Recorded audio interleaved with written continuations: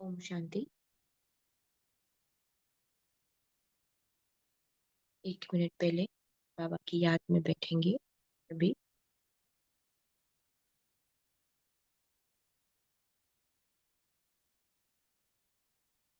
मन बुद्धि को एकाग्र करेंगे अपने प्रकाश स्वरूप पर।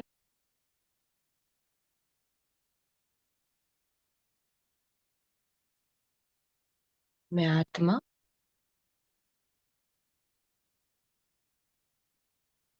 प्रकाश का पुंज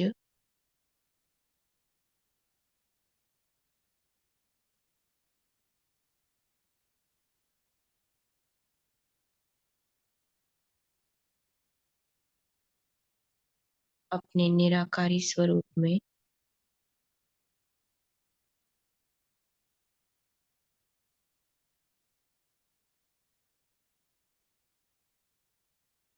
निराकार शिव बाबा के साथ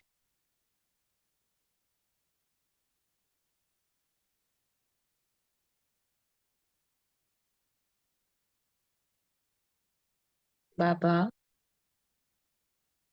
ज्ञान सूर्य, मैं आत्मा मास्टर ज्ञान सूर्य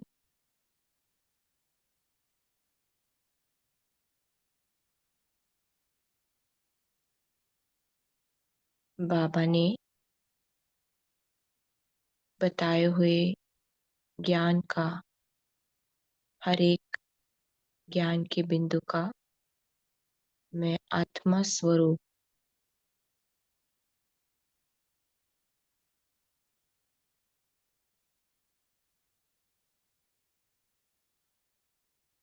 बाबा के साथ बैठकर इसी समर्थ स्थिति में बाबा के महावाक्यों का अभ्यास करेंगे। ओम शांति।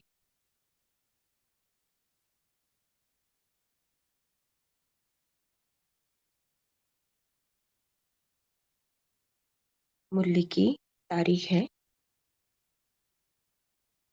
23 नवंबर 1981। इस मुरली का पहला भाग कल अभ्यास किया। हम क्विकली रिवाइज करते हैं उसको। जो बाबा मुरली में बात कर रहा है, त्याग का भी त्याग ना। तो बाबा ने कल जैसे कहा कि बाबा किसको याद कर रहा है, अपने सहयोगी आज्ञाकारी सपूत बच्चों को ना। बाबा ने खास टाइटल दिया, अपने राइट हैंड बच्चों को बाबा याद कर रहा है ना। जो बच्चे सदा एवर रेडी है और हर कार्य में हाजी बाबा का पाठ जिनका पक्का है ना। बाबा ने कहा कि बाबा कहता है बच्चे, और बच्चे कहते हैं हाँ बाबा। तो ऐसी विशेष भुजाओं को बाबा कल देख रहे थे, और ना कि सिर्फ देख रहे थे, लेकिन बाबा उनकी माला भी बना रहे थे, है ना। कौन से ऐसे बच्चे हैं, तो उनको बाबा ने बहुत सुंदर टाइटल भी दिए थे। बाबा ने मुरब्बी बच्चे, सपूत बच्चे, है ना, विश्व के श्रृंगार बच्चे, मास्टर भाग्य विधाता बच्चे, मास्टर वरदाता बच्चे। तो बहुत सुंदर टाइटल बाबा ने बच्चों को दिए थे। बाबा ने कहा था कि ऐसे बच्चे, उसमें भी खास जो प्रवृत्ति में रहकर भी उस प्रवृत्ति के वृत्ति से परे रहने वाले जो बच्चे हैं, और निरंतर भले अपने लौकिक कार्य में है, लौकिक व्यवहार में है, लेकिन उसमें रहते भी अलौकिक व्यवहार का सदा ध्यान रहता है ना।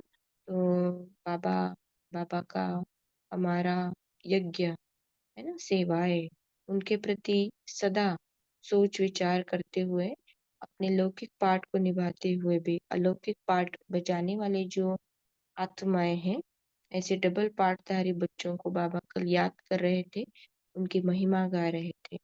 इसमें भी खास बाबा ने उनकी विशेषता जो बताई कि ऐसे भी बहुत से बच्चे हैं कि जो लौकिक रीति से बहुत कुछ कमाते हैं और बहुत कुछ साधन इकट्ठा कर भी सकते हैं, है ना? माना उस रीति से एन्जॉय भी कर सकते हैं, लेकिन वो करते नहीं, बहुत ही साधारण रीति से रहते हैं, बहुत ही साधारण रीति से चलते हैं।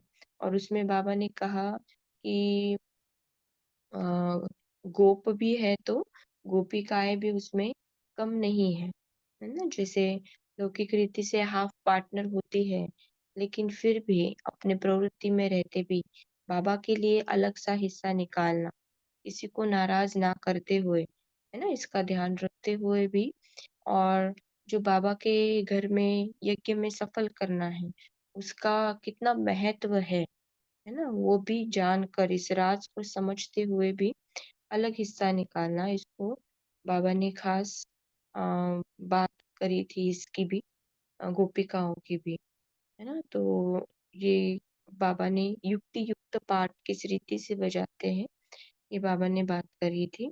फिर बाबा ने कहा था कि ये तो हो गई है एक बात, लेकिन दूसरे नंबर के भी बच्चे बाबा ने बताए थे, जो सब कुछ करते भी हैं, लेकिन फिर जो अल्पकाल का फल मिलता है ना, बाबा ने उसको खास मान-मर्तबा की जो सीट मिलती है, जिसको बाबा ने कहा था ये तो जैसे कि राह चलते चींटियाँ हैं, है ना? ये कोई फाइनल मंजिल नहीं है, लेकिन उसमें भी कुछ फँसने वाले हैं, तो बाबा कहता है ये जैसे कि फल मिला और उसको खा लिया, तो ये सेकंड नंबर के बच्चे होते हैं, है ना?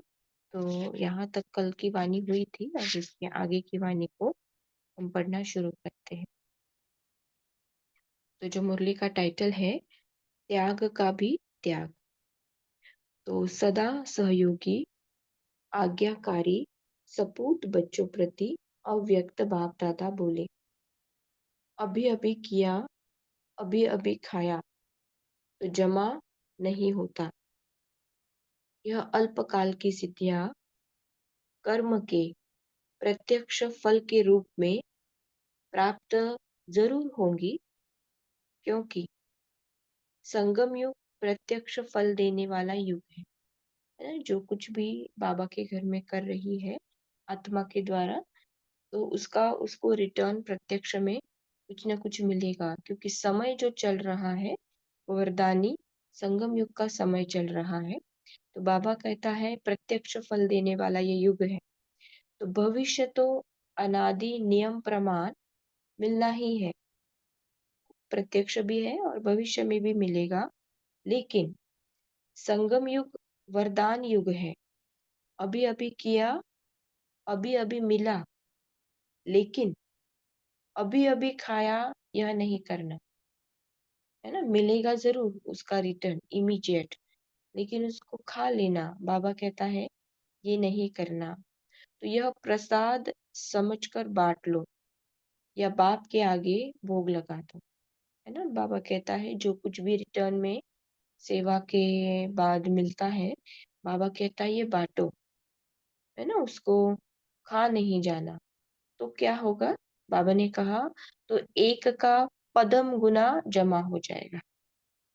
अगर बाबा के प्रति भोग लगाया या प्रसाद समझकर बांटा, तो क्या होगा? एक का पदम गुना जमा हो जाएगा। तो सौदा करने में होशियार बनो, भूले नहीं बनो, है ना? बाबा खुद कहता है ना, बाबा का एक टाइटल है सौदागर। तो बाबा हम बच्चों को भी सौदा करना सिखाता है। सौदा कैसा करना है? जो एक का पदम गुना मिले। कैसे मिलेगा? बाबा ने विधि बताई। जो कुछ भी रिटर्न में मिलता है और जो मिलना ही है, अभी भी मिलना है, भविष्य में भी मिलेगा, लेकिन जो अभी मिलता है उसको इमीडिएट खा नहीं लेना। बाबा कहता है बांटो या फिर बाबा के प्रति भोग लगाओ, तो पदम गुना जमा होगा। तो जो भी मान मर्तबा बाबा ने शब्द यूज किए या किसी और रूप में भी जो आएगा सामने, उसको स्वीकार ना करे, अपनाए नहीं, है ना? क्योंकि बाबा कहता है आत्मा कौन है? निमित्त है, पाठ बचाने वाली, बाकी हुआ पड़ा है। तो मैं निमित्त करने के बाद अगर उसके फल को मैंने किया, इस भाव से स्वीकार करती हूँ, तो जैसे मैंने खा लिया, है ना? तो बाबा कहता है खाना नहीं है, ये नहीं करना है। फिर बाबा कहता है तो सौदा करने में होशियार बनो, भोले नहीं बनो। सुना? यह है सेकंड नंबर। तो सेकंड नंबर वाले कौन है? जो मिला, खाया और खत्म किया। तो अच्छा, तीसरा नंबर भी सुनेंगे? हम्म, तो तीसरा नंबर, सेवा में सहयोगी कम बनते हैं, लेकिन सीट पहले जैसी लेनी चाहते हैं। है ना? सेवा उतना नहीं करेंगे, लेकिन नंबर कौन सा चाहिए? पहला नंबर चाहिए। तो बाबा कहता है, सर्व खजाने स्वयं के आराम प्रति ज्यादा लगाते हैं। है ना? सेवा बाबा के द्वारा जो आत्मा को संगम युग वरदान के रूप में प्राप्त होता है, इस समय के अनुसार जो उसको वरदान के रूप में प्राप्त होता है, तो आत्मा वो सेवा में कम, लेकिन स्वयं के प्रति ज्यादा लगाती है। तो ये बाबा कहता है तीसरे नंबर वाले बच्चे हैं। तो करते सेवाओं में बहुत कम, लेकिन प्राप्ति क्या कौन सी चाहते हैं? पहले नंबर की। तो बाबा ने कहा ये हो गए तीसरे नंबर वाले बच्चे। फिर बाबा रिवाइज कर रहा है। तो पहला नंबर एक नामी और इकोनॉमी वाली, दूसरा नंबर कमाया और खाया, और तीसरा नंबर कमाई कम और खाना ज्यादा।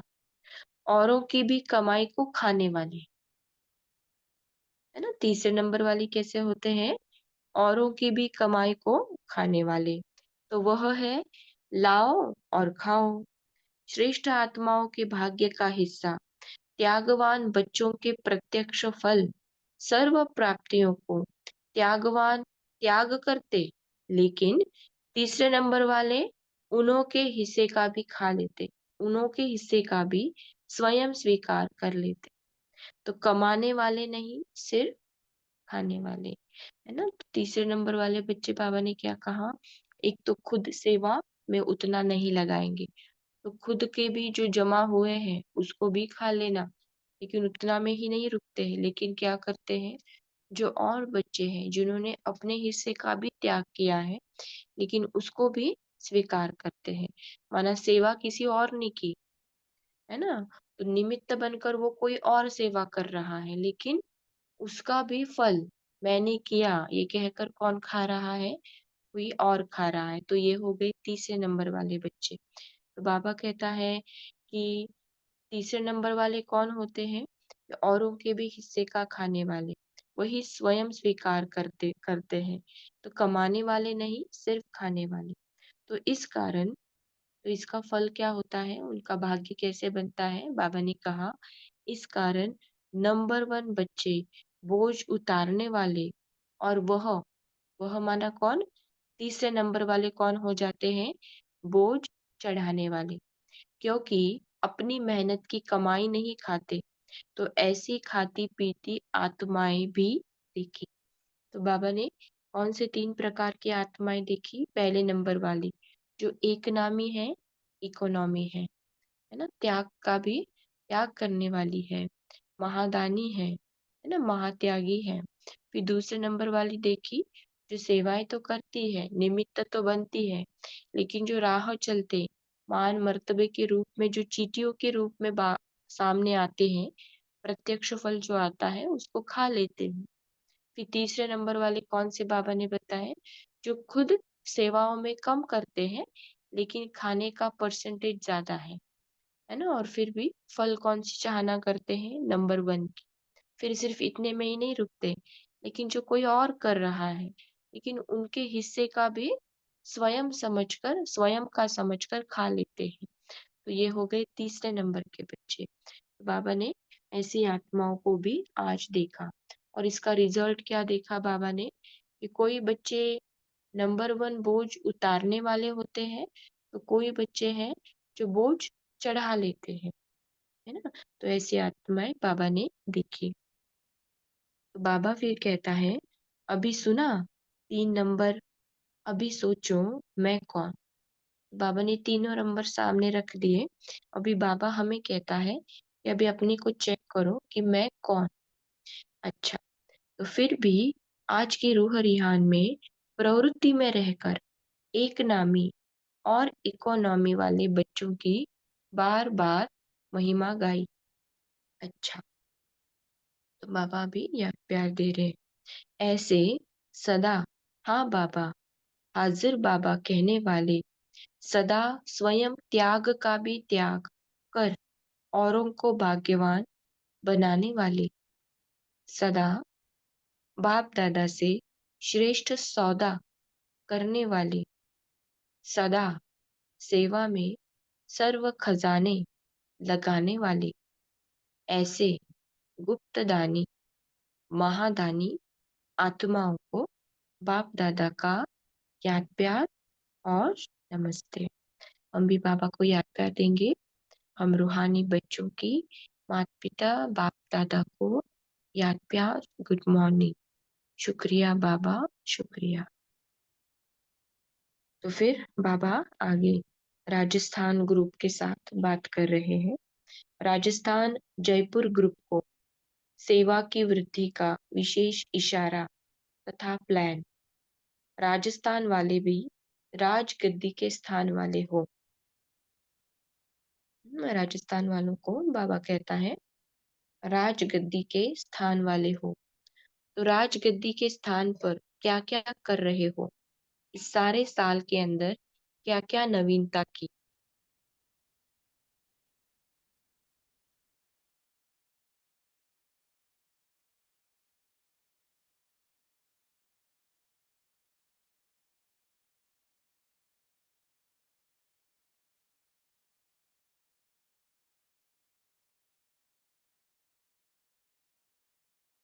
संगठन बनाकर ले जाते हैं, पूरी ट्रेन की ट्रेन ले जाते हैं।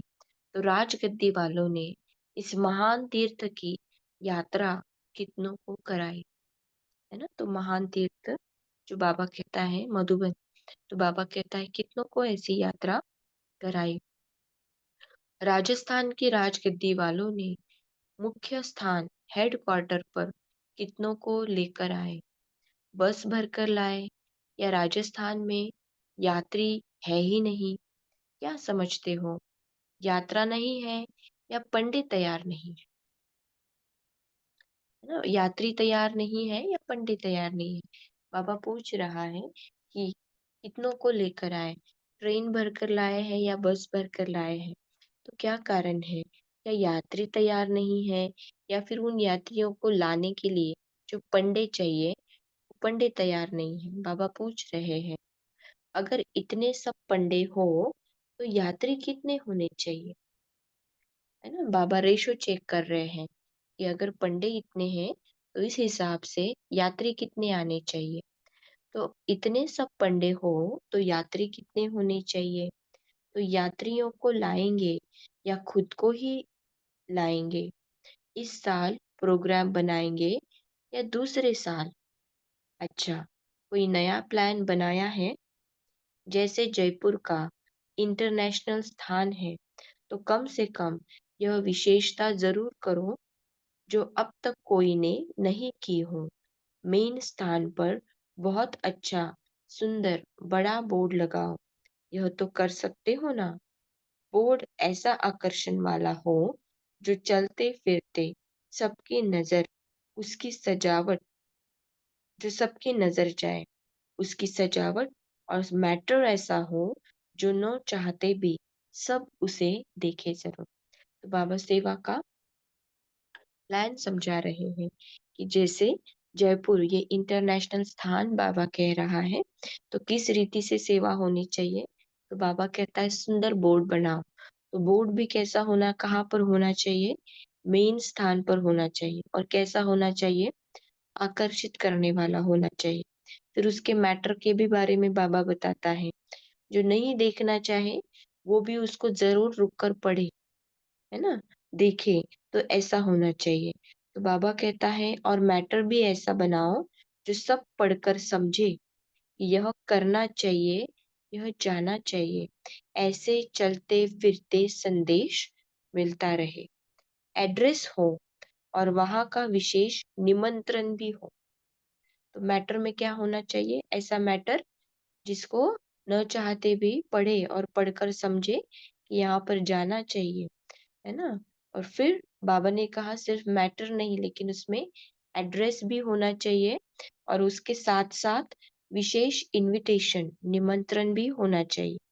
तो ऐसा कम शब्दों में आकर्षण वाला मैटर भी बनाओ और बोर्ड की सजावट का प्लान निकालो, जिससे अनेकों को संदेश मिलता रहेगा। तो ऐसे मुख्य स्थान पर खर्चा हो तो भी कोई हर्जा नहीं। बाबा सेवा के प्लान में बता रहा है अगर खर्चा भी होगा ऐसा बोर्ड बनाने के लिए तो भी कोई हर्जा नहीं। तो अभी यह करके दिखाओ, कोई नई इन्वेंशन हो जो न चाहते हुए भी सबको चमकता हुआ नजर आता रहे, ऐसा कोई प्लान बनाओ।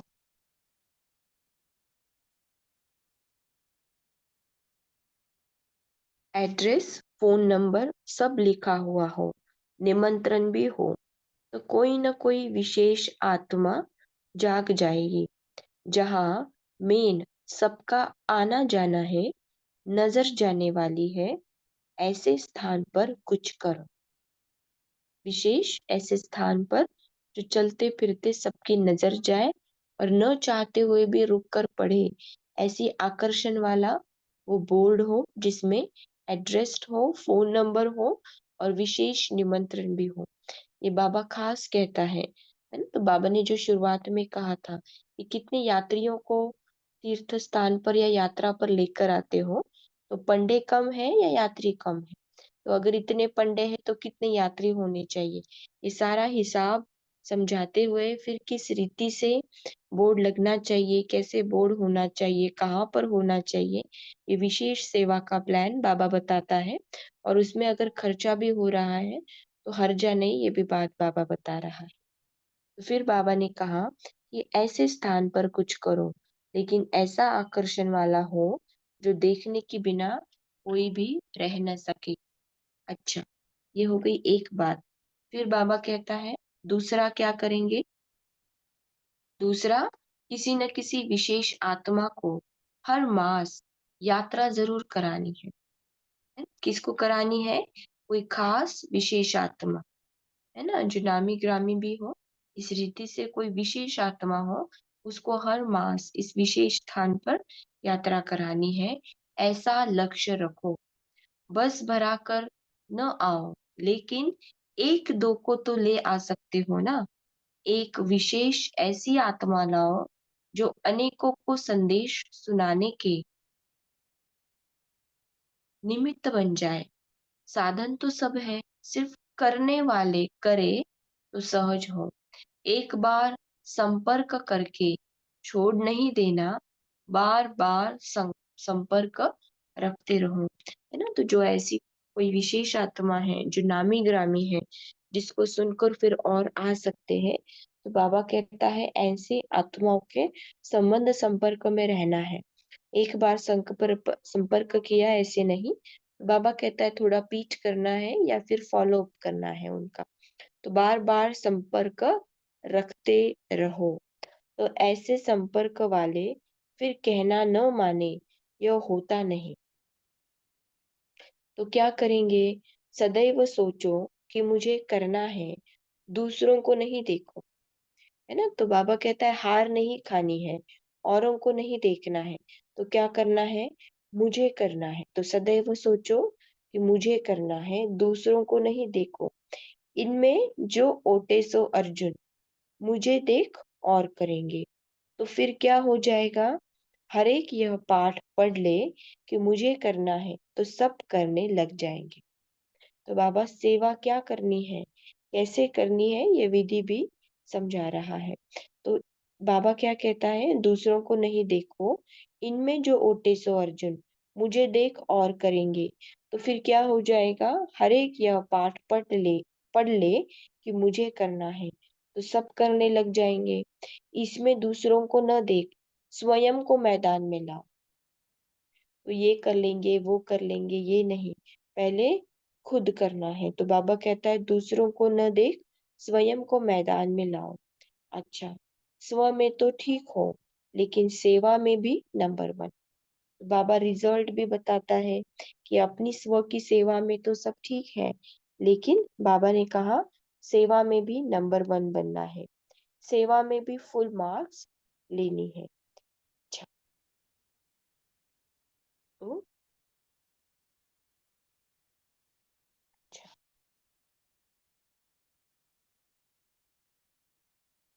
तो बाबा ने जो बात यहाँ पर बताई, खास राजस्थान की, जो बाबा ने कहा राजगद्दी वाला स्थान है, उनके प्रति जो बाबा ने खास विशेष सेवा का अटेंशन खिंचवाया है, तो बाबा ने विस्तार से भी बताया है।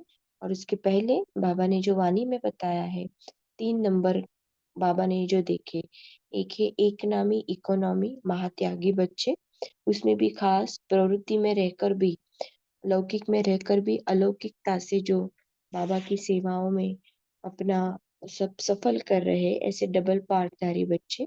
2 नंबर के बच्चे जो कमाया और खाया, है ना, ये वाले बच्चे। और फिर तीसरे जो कम लगाते हैं सेवा में, लेकिन प्रत्यक्ष फल खाने वाले ज्यादा है और नंबर 1 की सीट चाहते हैं। और फिर सिर्फ इतना ही नहीं, लेकिन दूसरे के हिस्से का भी जो कमाई जमा की है, उसको भी स्वयं का समझकर स्वीकार करते हैं। जैसे 3 नंबर के बच्चे, तीसरे नंबर के बच्चे, ये बाबा ने बताया। और चेक करने के लिए बाबा ने कहा कि हमारा नंबर किस में आता है। अच्छा, ओम शांति।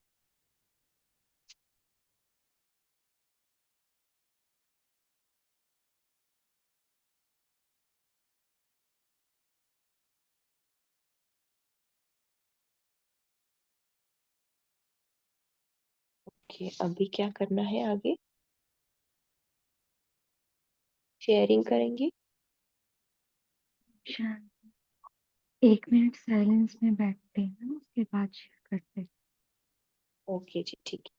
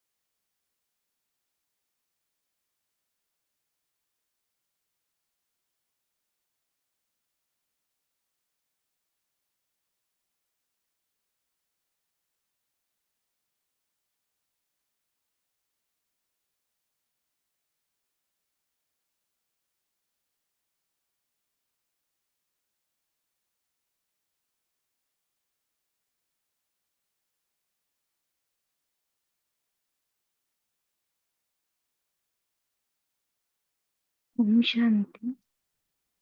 अभी हम सभी अपने पॉइंट शेयर कर सकते हैं।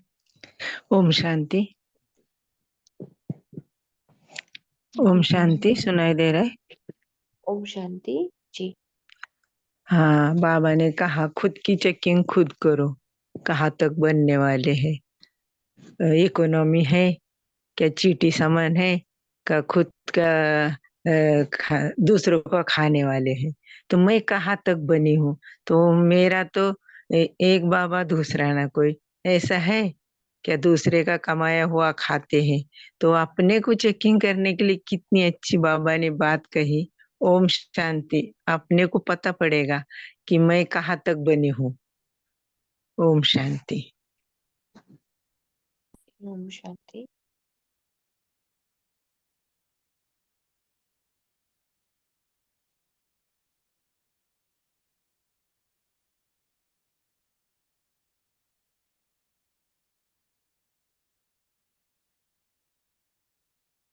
जी, कोई और शेयर करना चाहे? ओम शांति दीदी, ओम शांति। ओम शांति। হ্যাঁ, বাবা বলা সদা সহযোগী আজ্ঞাকারী সবুজ বাচ্চার প্রতি অব্যক্ত বাপদাদা বলে আবি আবি কিয়া আবি আবি খায়া जमा नहीं होता। यह अल्पकाल की सिद्धिया कर्म के प्रत्यक्ष फल के रूप में प्राप्त जरूर होगी, क्योंकि संगम युग प्रत्यक्ष फल देने वाला युग है। भविष्य तो अनादि नियम प्रमाण मिलना ही है, लेकिन संगम युग वरदान युग है। अभी अभी किया, अभी अभी मिला, लेकिन अभी अभी खाया, यह नहीं करना। यह प्रसाद समझकर बांट लो। जा बाप के आगे भोग लगा दो, तो एक का पदम गुना जमा हो जाएगा। तो सौदा करने में होशियार बनो, भूले नहीं बनो। ओम शांति। जी, ओम शांति। जी, नमिता साहू जी, आप बोल सकते हैं।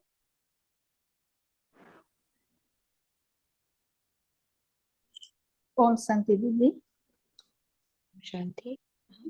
बाबा ने आज कहा कि संगम युग है वरदान युग।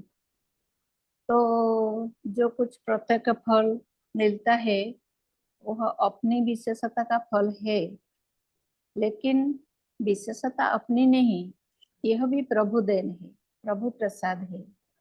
तो प्रभु देन को अपने लिए भी और दूसरों के लिए भी यूज करना है, बांटना है, तब पद्म गुणा बढ़ेगी। तो बाबा ने कहा जो महिमा भी मिल रहे हैं उसको भी स्वीकार नहीं करना है, उसको बाबा को भोग लगाना है। तो सर्व प्राप्तियों में भी त्यागवान बनना है। तो बाबा कहते हैं जो त्यागवान बच्चे हैं वह प्राप्तियों को अपने के लिए साथ साथ दूसरों के लिए भी सोचते हैं।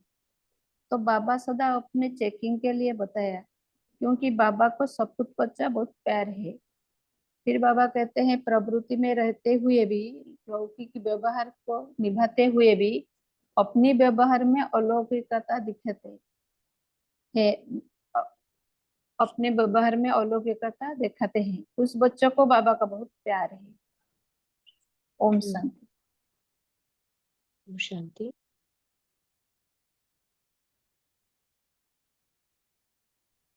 ओम शांति दीदी। ओम शांति। बाबा ने कहा सफलता पाने के लिए बाबा की याद में रहना, स्वयं पर निश्चित रहना है। हम बाबा का बाबा कराने वाले हैं। कितना स्वयं को हल्के होंगे उतना ही सेवा और स्वयं में ऊपर चढ़ती रहेंगे, अर्थात उन्नति के पाते रहेंगे। जब मैपन आता है तो बोझ हो जाता है और भी नीचे आ जाएंगे हम, इसलिए उस बोझ से भी निश्चिंत रहना है। सिर्फ याद के नशा में सदा रहना है। बाप के साथ कंबाइंड सदा रहना है। जहाँ बाप कंबाइंड है हो गया वहाँ सेवा क्या स्वतः ही हुई पड़ी है। ऐसे अनुभव सदा करना है। ओम शांति। शांति।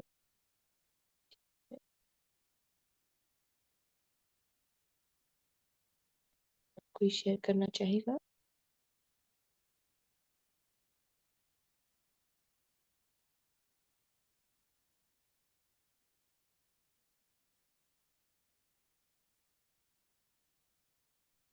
शांति।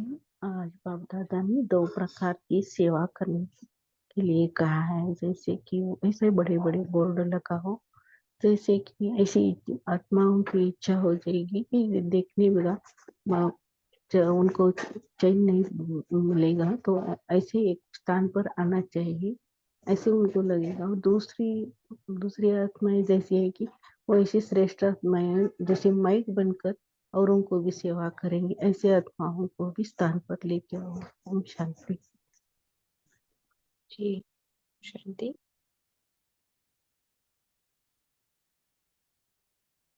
सवित्र वर्मा जी, आप शेयर कर सकते हैं। शांति। तो बाबा ने हाँ जी। आज नंबर जो बाबा ने आज इकोनॉमी इकोनॉमी बताया, तो इकोनॉमी और इकोनॉमी की स्थिति, तो जैसे आध्यात्मिक जीवन में सफलता और जीवन का सच्चा सुख कहाँ पर होता है। इकोनॉमी और जीवन के हर खजाने में इकोनॉमी करना कितना आवश्यक है। स्थूल चाहे बाबा का खजाना, तो बाबा सदैव हमको क्या बताता है, इकोनॉमी और हर खजाने, हर खजाने को मतलब जो प्रेरणा बाबा ने इस मुरली में हमें दी है। तो बाबा अपना जो हमें जमा का खाता बढ़ाने तो देता है, तो यहाँ पर हमें इकोनॉमी और इकोनॉमी से ही बढ़ सकता, क्योंकि अर, अर्थात मतलब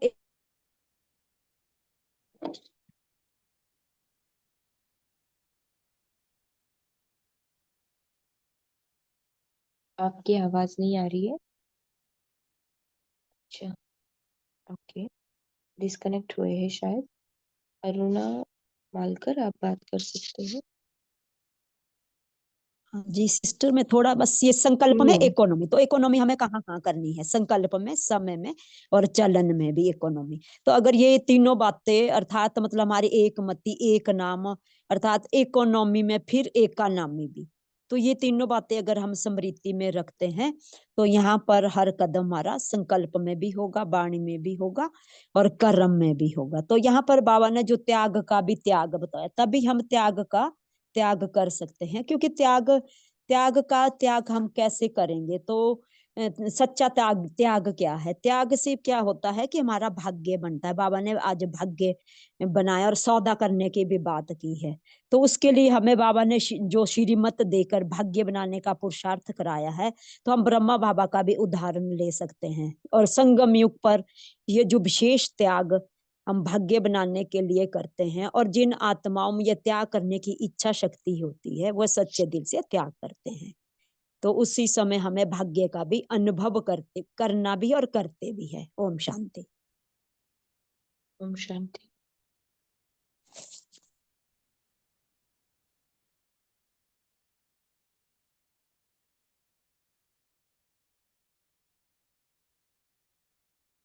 ओके,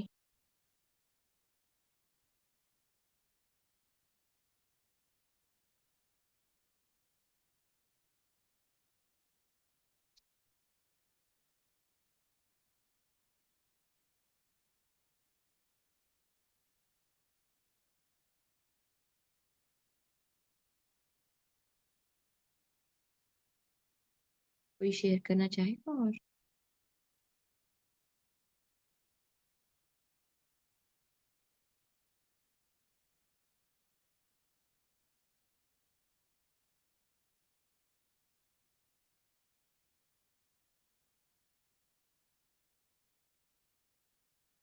बाबा ने जो सेवा के लिए भी पॉइंट बताई थी, उसमें भी बाबा ने कहा था कि अम,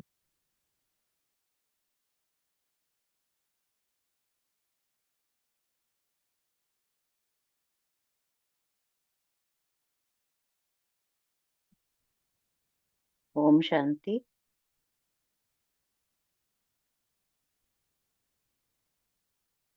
ओम शांति। जी बोलिए सिस्टर। आवाज आ दीदी, एक बात पूछनी थी। वो बाबा ने जो तीसरे नंबर के लोग बोले कि औरों की कमाई खाने वाले, श्रेष्ठ आत्माओं का भाग्य का हिस्सा, त्यागवान बच्चों के प्रत्यक्ष फल, सर्व प्राप्तियों का त्यागवान करने वाले, तीसरे नंबर वाले उनका हिस्सा भी स्वीकार कर लेते हैं।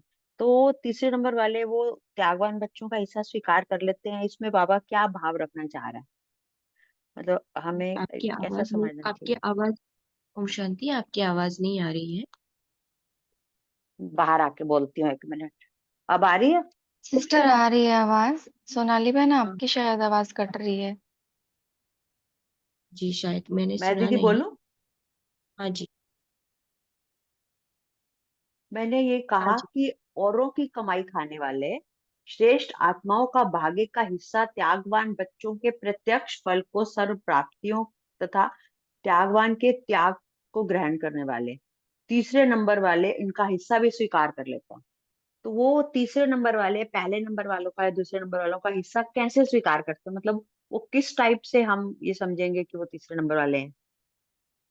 मैं ये पूछना चाह रही थी, मतलब थोड़ा सा मेरा। ओके, तो यहाँ पर जितना हम समझ पा रहे हैं, तो बाबा जो कहना चाह रहा है कि तीसरे नंबर वाले जो औरों के भी भाग्य का हिस्सा खाने वाले हैं, वो ये वाली बात हो जाती है हम्म। जहाँ पर सेवा कोई कर रहा है, जो खुद अपना निमित्त भाव से सेवा कर रहा है, जिसका खुद का वहां पर मैंपन नहीं है, अ, तो उसके द्वारा जो सेवा की गई है।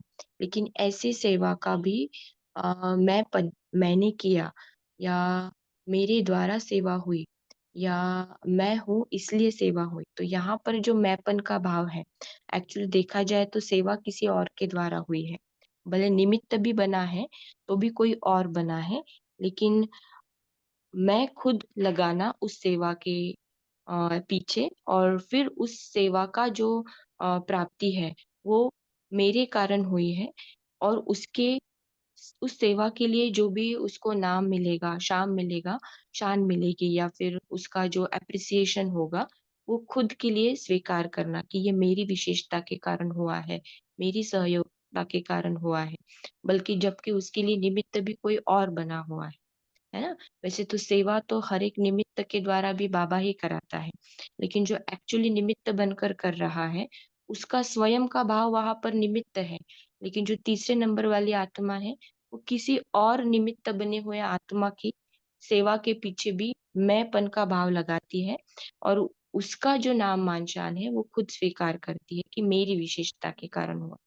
तो इस रीति से हो गया कि वो उसने त्याग किया हुआ है, लेकिन वो खुद उसको स्वीकार कर रहा है। ठीक है? कोई और इस इसमें टाइप ऐड की करना कौन सी चाहे टाइप तो की, प्लीज। मतलब? हाँ जी, हाँ आप जी। आप- कोई और इसमें कुछ और ऐड करना चाहे तो प्लीज कर सकते हैं। ओम शांति। जब हम सुन रहे थे ये पॉइंट्स तो हमारा भी चिंतन चल रहा था।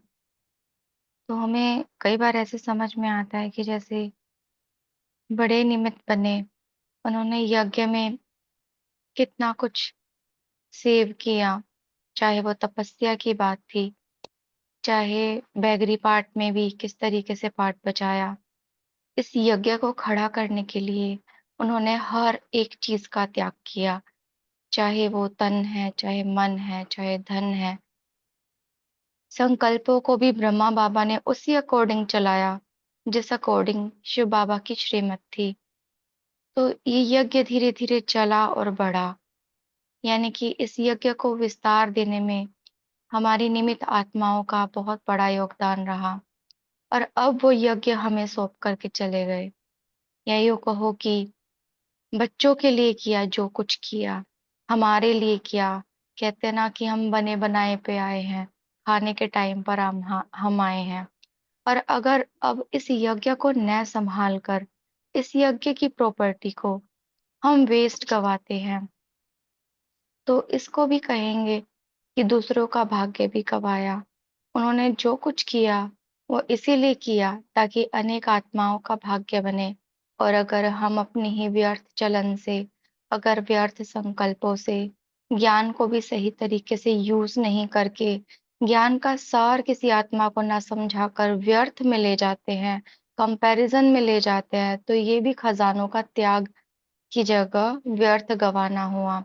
तो जो बड़ों ने हमारे लिए इकट्ठा किया, जो बड़ों ने सेवा करके यहाँ तक यज्ञ चलाया, अगर हमारी कोई चलन, हमारा कोई कर्म हम ऐसे करते हैं, नाम बाबा का करें कि बाबा ने ऐसा कहा, बाबा ने ऐसा कहा है और चलाए हम अपनी मत, तो भी खजानों को हम वेस्ट गवाते हैं, तो भी हम दूसरों के भाग्य को खा जाते हैं। ओम शांति।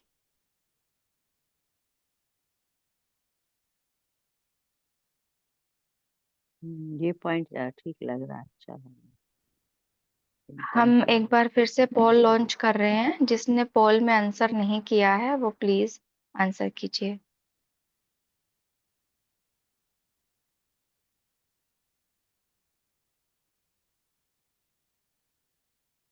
कॉल नहीं आ रहा दीदी। मेन स्क्रीन पर जाएं।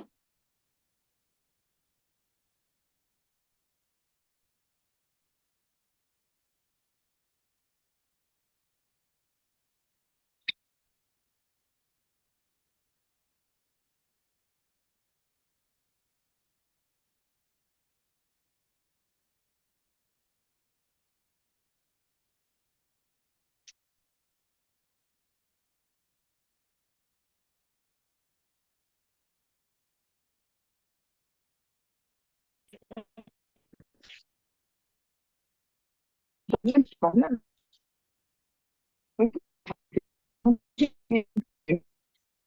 अपने थे गुलाम, अपने थे गुलाम। कृष्णा बहन जी, आपकी आवाज है ना बिल्कुल कट रही है, स्पष्ट क्लियर नहीं है।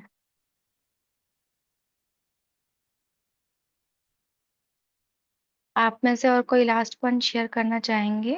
फिर हम होमवर्क और योग ओम की तरफ शांति। चलेंगे। ओम हाँ जी, शांति। अरुणा मैं बहन आत्मा बोलिए। मैं आत्मा का भी ये चिंतन चल रहा था।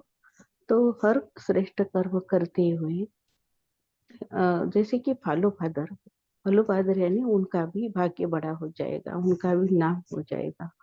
तो ऐसे हर कर्म करते वक्त फालू फादर करना है तो भी ये तीसरा नंबर नहीं हो सकता है। ओम शांति।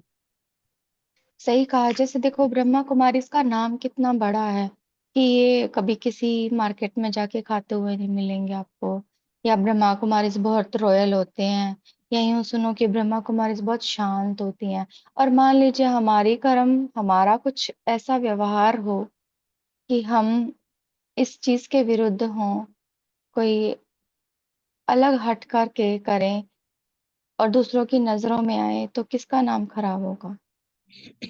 इसीलिए हम बाबा के नाम को बाला करने के निमित्त बने।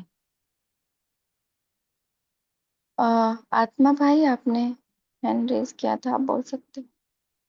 ओम शांति दीदी, मैं थोड़ा सा जैसे सोनेला दीदी ने अभी पढ़ते समय उन्होंने बताया था कि हम तो निमित्त है लेकिन सेवा हुआ ही पड़ा है। इसका भावार्थ क्या है? मतलब कोई ना कोई तो निमित्त बनेगा, मतलब हम करें या ना करें लेकिन सेवा तो होगा ही, इस तरह का भाव है हुआ क्या है? हम्म माना कि ये सेवा जो है ना, ये परमात्मा का कार्य चल रहा है, ये ईश्वरीय कार्य चल रहा है। ईश्वर हमारे को निमित्त बना के करवा रहा है। अगर आप अपने आप को लायक इंस्ट्रूमेंट बनाते हो, तो परमात्मा आपको यूज करता है। हाँ, इसमें आपका कोई क्रेडिट नहीं है कि आपने ये सेवा की, करवाने वाले ने करवाई है आपके द्वारा सेवा। और इस चीज के अंदर अहम भाव नहीं आना चाहिए कि मैंने ये सेवा की, क्योंकि मैं कौन, मेरे पास ज्ञान कहाँ से आया, मेरे पास किस बात की सेवा, किसने अलॉट की मुझे सेवा, मैं क्रेडिट कैसे ले सकती हूँ सेवा का। कार्य परमात्मा का है। और अगर मैं इस भान में आती हूँ कि मैंने किया, तो परमात्मा मुझे इंस्ट्रूमेंट ना बना करके किसी ऐसी आत्मा को इंस्ट्रूमेंट बनाएगा जो निमित्त भाव से चलने वाली होगी, जिसमें मैंपन नहीं होगा। तो उसको अपना कार्य कराना है, बस हमारा तो भाग्य बन जाता है। तो हमें तो शुक्रिया करना चाहिए बाबा का कि वो हमें निमित्त बना लेता है। ऐसा ही है ना इसका सोनाली सिस्टर, आप? जी, हाँ जी, जी। जी।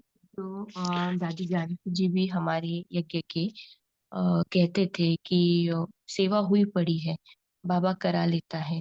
तो ये आज जो बाबा भी नंबर 1 का जो बाबा ने कहा कि नंबर 1 कौन होते हैं, है ना? महात्यागी। जो सेवा ड्रामा में जो होनी है, वो हुई पड़ी है। लेकिन अगर मैं आत्मा उसके लिए निमित्त हूँ, तो सेवा मैं नहीं कर रही हूँ, बाबा मुझे इंस्ट्रूमेंट बनाकर मेरे द्वारा करा रहा है। तो सेवा करने के बजाय मुझे अटेंशन इस बात पर देना है कि मेरी स्थिति क्या है, क्योंकि उस स्थिति के आधार से मैं आत्मा निमित्त बनती जाऊंगी। तो मेरी जो स्थिति है, उस स्थिति के ऊपर जितना अटेंशन रखेंगे, उतना ही मैं साफ बनती जाऊंगी। और जितना इंस्ट्रूमेंट साफ और शक्तिशाली है, उतना बाबा सेवा के लिए यूज कराएगा, क्योंकि बाबा सेवा करा रहा है, हम निमित्त है। तो सेवा ड्रामा में हुई पड़ी है, मैं सिर्फ निमित्त बनती जा रही हूँ। जैसे शेयर हुआ कि मेरा तो उसमें भाग्य बन रहा है, उसके लिए तो उल्टा मुझे बाबा को शुक्रिया देना है ना? ये भाव था उसमें। थैंक यू दीदी, थैंक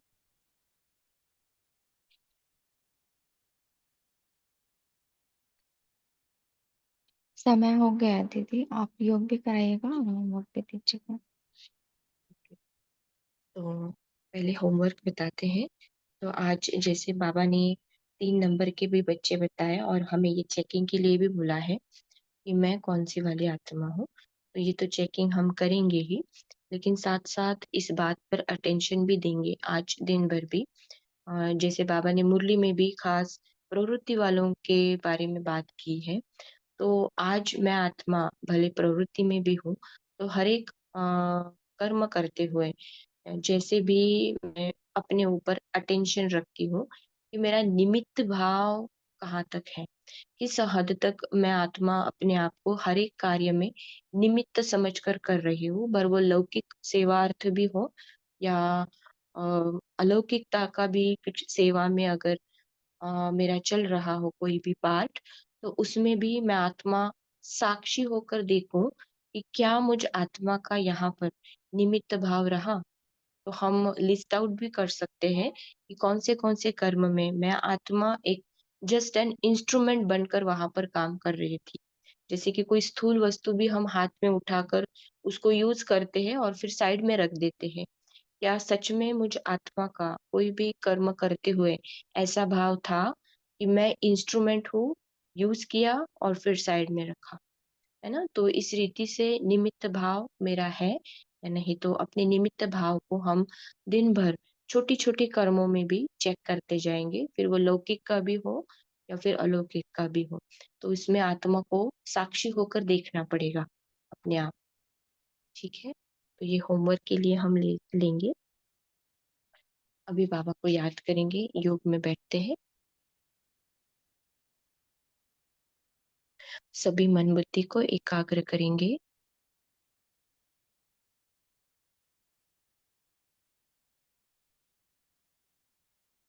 आत्मा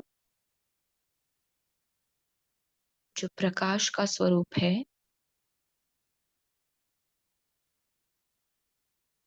अपने मन और बुद्धि के आधार से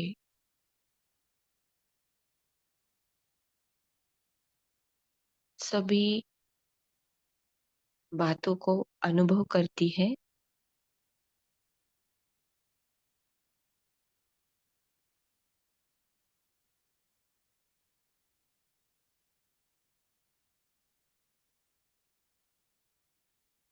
अपने सत्य स्वरूप पर मन बुद्धि को एकाग्र करते हुए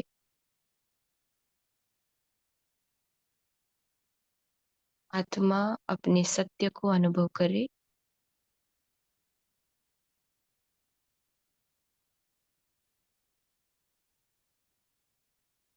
मेरे अंदर ही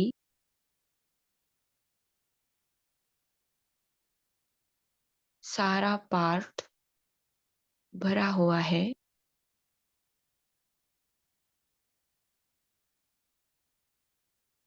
सेकंड बाय सेकंड ये पार्ट रिवील होता जा रहा है।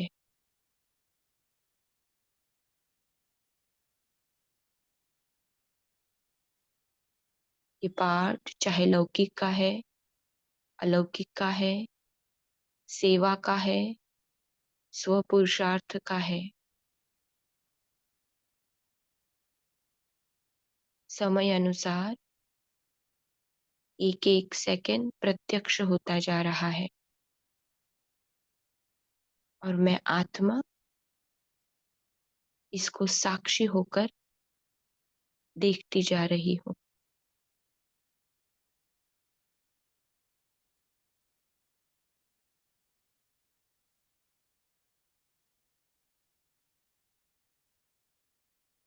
संगम के वरदानी युग में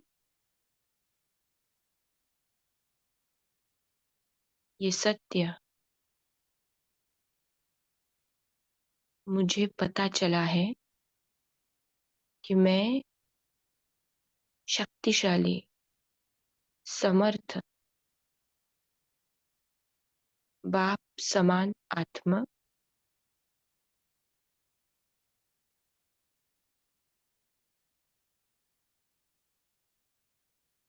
बाबा के साथ विश्व कल्याण के, हर एक आत्मा के कल्याण के इस कार्य में राइट हैंड सहयोगी आत्मा हूँ। सपूत मुरब्बी बच्चा हूँ, महादानी महात्यागी आत्मा हूँ।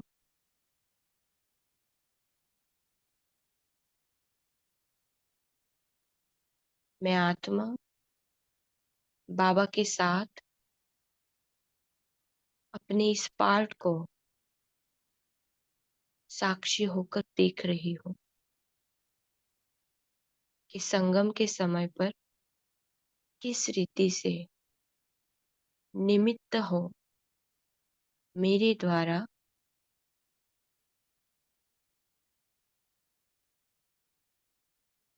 ये पार्ट बज रहा है। सदा हाँ जी,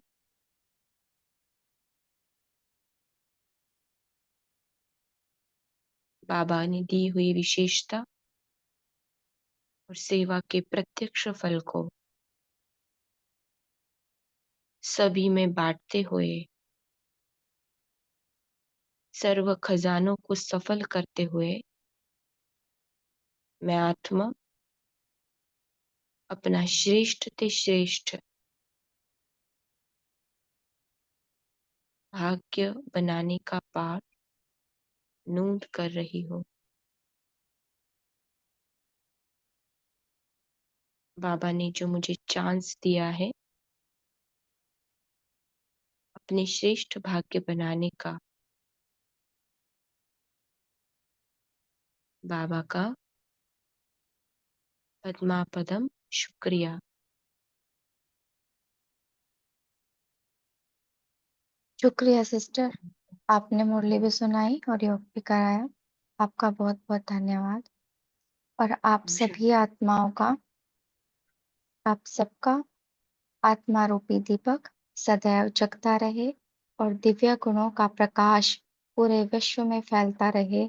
ऐसी शुभ भावनाओं के साथ आप सभी को दीपावली की शुभकामनाएं। ओम शांति। आपका दिन शुभ हो। ओम शांति। शुक्रिया ओम बाबा। शांति दीदी, ओम आप शांति। सबको शुक्रिया दीपावली बाबा। की शुक्रिया बाबा, हार्दिक शुभेच्छा। शुक्रिया सभी हैप्पी जी, दिवाली। सभी ओम हैप्पी शांति। दिवाली सभी सबको दीपमाला। ओम शुक्रिया शांति। शुक्रिया बाबा शुक्रिया। थैंक यू हैप्पी दीदी। दिवाली। ओम हैप्पी शांति। शुक्रिया बाबा, दिवाली की सबको शुभकामनाएं। ओम शांति। शुक्रिया बाबा। दिवाली। ओम शांति परिवार।